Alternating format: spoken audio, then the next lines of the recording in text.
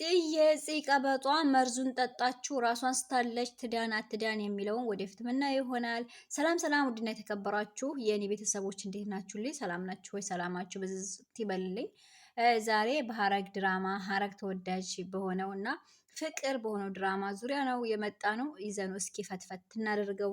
ሐረግ ድራማ በጣም ተወዳጅ ነው እንደምታውቁት፣ የሚያውቅ ያውቀዋል፣ የማያውቅም ሐረግ ድራማ በጣም ምርጥና ምርጥ ከሚባሉት ስራዎቹ አንዱ ነው። በጣም የምወደውና የማደንቀው ነው።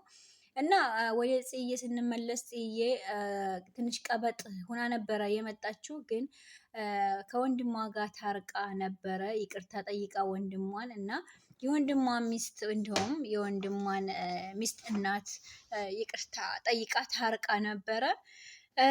ያው እንደ አጋጣሚ ሆኖ እየሳለች ነበር። ስስል የተሰጣት ውሃ የተመረዘ ነበር። የኢፍራታ ውድ ወንድሟ መርዞት ነበር ውሃውን ማለት ነው። እና ያው እንግዲህ እሷም ውሃውን ጣተዋለች፣ ራሷን ስታለች። ወደ ሌላኛው ስንመለስ ቀውሷ ይቺ ሰይጣን ማለት ነው። የምር ቀውስ የውሸት አብዳ ያው ቀውሱኛል እያለች ነበር። የምር ቢያደርግላት ደስታዬ ነበረ እላችኋለሁ። ለማንኛውም እሷ መታ በር አንኳኳችና ያው እርቦኛል እላለሁኝ እያለች ነበር። ግን አላማዋ የእርቦኛል ሳይሆን ቤት የመግባት አላማ ነበራት እና በሩ እንደፈለገችው አንኳኳች። ገኒ መታ የውሃው ገኒ ከፈተችላትና ከዛ ሂጂ ስትላት ልክ ራሷን እንደሳተች እንደታመመች ነገር አስመሰለች እና ከዛ ገኒም ይዛት ገባች ወደ ቤት ማለት ነው። ባሳር ገዳድፋ ይዛት ወደ ቤቷ ገባች እና ያፌት እንግዲህ በቀጣይ ክፍል በፊተኛው ክፍል እንዳየነው ያፌት አቤልን አግቶ እዛው ቆልፎበት መትቶትም አጉርሶትም ነበር የወጣው። አሁን ክፍል ላይ ከአሁንኛው ክፍል ላይ ያፌት አልታየም፣ ግን ከታገተበት ወጥቷል ማለት ነው። አቤልም እዛው እንደምንም ብሎ ቆርቁሮ ከፋች አገኘ መሰለኝ።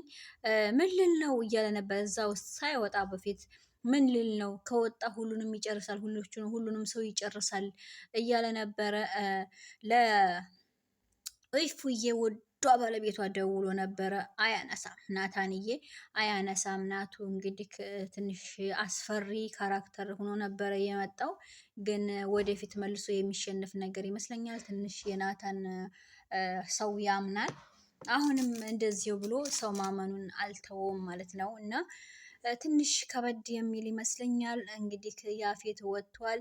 ይችም ሰይጣኗም እንግዲህ እንደምታዋት እብድ ትክክለኛ እብድ ብትሆን ደስ ይለኝ ነበር፣ ግን የአውቋበድ የድብቅ እብደት ነው። ለማንኛውም ቤቱን እንደዛ የቆረቆረች ነበረ። ገባች። አላማዋ ቤቱን መግባት ነበረ። ቤት ውስጥ ገብታ እንደ ድል ሆኖ ደግሞ ራሷን ስታ ነበር እና ገኒ ወደ ላይ ስትወጣ ስታያት ራሷን ስታለች። ከዛ እርዱኝ እያለች ስትጮህ አቤል መጣ። አቤል እንግዲህ በጣም ይወዳታል። ብቻ አቤል አቅፎ አንስቷት ወደ ሆስፒታል እያለች ነበረ። አቤልም አተነፍስም እኮ ገኒዬ እያላን ነበረ። እንግዲህ ገኒም ዝም ብሎ ወደ ሆስፒታል እያለች ቤቱን ከፍታላት እዛው እንዳለች ሰይጣኗ ቤቱን ከፍታ እንግዲህ ገኒ ወደ ሆስፒታል ሄዳለች ከአቤል ጋራ ጽዮንን ይዘው ማለት ነው። ወደነ ሀኒት ስንመጣ ሀኒት ሰፍ ብላ ሀኔን ልታቅፋት ስትል አትንኪኝ አትቀፊኝ አለች። ሀና ማለት ነው ሀኒ እና ለምን እንደዚህ ሰፍ ብዬ እንዴት ነው የማታቅፊኝ? እጄን ዘርግቼ ስትላት እንዴት ነው አንቺ ወንድሜን የምትከታተዩ? ለምንድን ነው ወንድሜን የምትከታተዩ?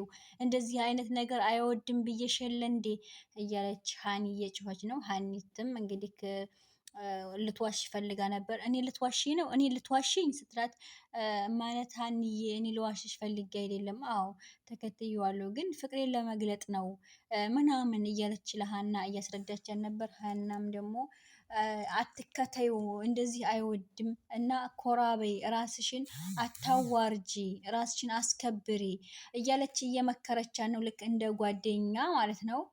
ይችኛዋ ያው እንግዲህ ተንኮል አስባለች ይመስለኛል።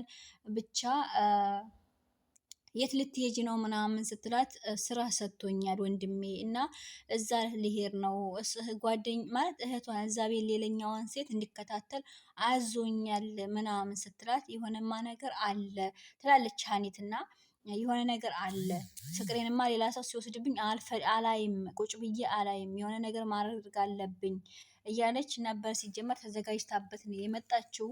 ከዛ ሀኒም ልሄድ ነው ስትል ወንድሟ መጣ።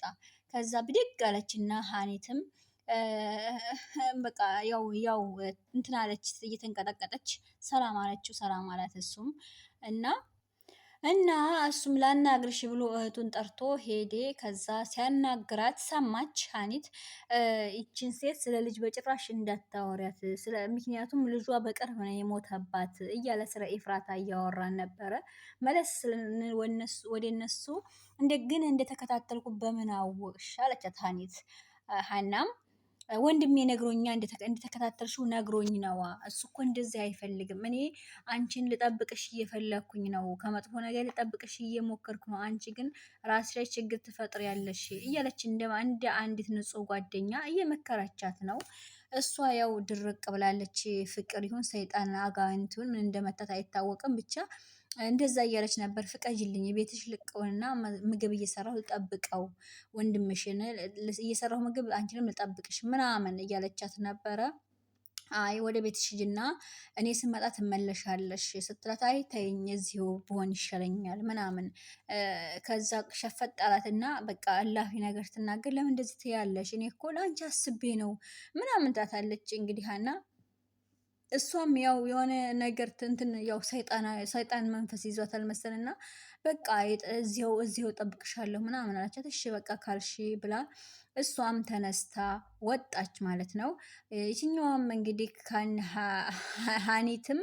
ሀኒትም ያው ተንጎዳጎደች እና ቡና ይሄው ሻሂ አፈላች እና ሻሂ ላይ መድኃኒት ጨመረችበት እና ሻሂን ጠጣ ብላ ስተጋብዘው እሱም አላንገራገርም። ሻሂ ግብዣዋን እሺ ብሎ ሻሂውን ገና ላፈላ ነው ብላ ነው የምነግረችው። እሺ ስላላት ከዛ ሻሂውን አፍልታ መድኃኒቱን ጨምራ ሰጠችው ማለት ነው። እንግዲህ ይጠጣው ይጠጦታል። ምን እንደሚፈጠር ቀጣይ ክፍል የምናየው ይሆናል ማለት ነው። አሁን ላይ እንደዛ ነው የጨረሱት። ወደ ሰይጣኗ ስንመለስ ደግሞ ቤት ውስጥ እንዲተንጎዳጎደች እያለ ሀኒ መጣች ማለት ነው። ሀኒ መታ ስታንኳኳ በር ማነሽ ምንድነሽ አለቻት። ከዛ የዚህ ጓደኛ ነኝ፣ ይሄ እኔ ተሳስቼ ነው ምናምን አልተሳሳሽም ነይ ግቢ ብላ ያው እጇን ጎትታ በግድ ያስገባቻት። ከዛ ስጠይቃት ጥያቄ ስጠይቃት አስፈራራሽኝ እብድም ስለምትመስል በጣም ፈርታታለች ሀኒ ማለት ነው። ከዛ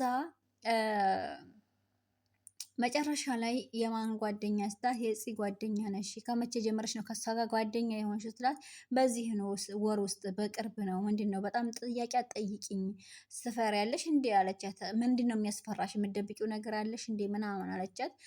አይ የምደብቀው ነገር የለኝም ማለች። የዋህ ስለሆነች ፈርታለች። በጣም ነው ፍርሃቷ፣ አይኗ ላይ ፊቷ ላይ ይነበባል። የተንቀጠቀጠች ነገር ነው እና መጨረሻ ላይ ስልኳን አወጣችና ስልኳ ላይ ምን እንደሆነ እንጃ አሳየቻት። ምክንያቱም ታውቃታለች፣ ከአሁን በፊት እሷ ታውቃታለች ማለት ነው።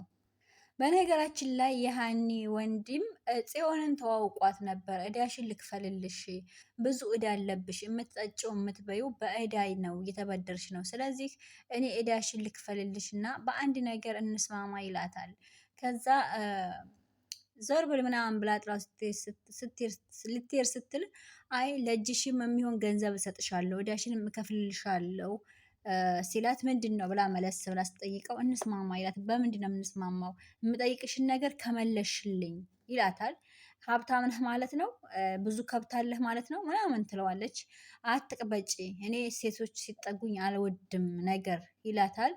ከዛ ፂም እሺ ምንድን ነው ብላ ምናምን ሰማ እንትናለች። የምጠይቅሽን ነገር መልሽልኝ በአግባብ ስላት ምንድን ነው የምትጠይቀኝ? እሺ አለችው። ከዛ የሚጠይቃን ነገር ምን እንደሆነ ታውቃላችሁ?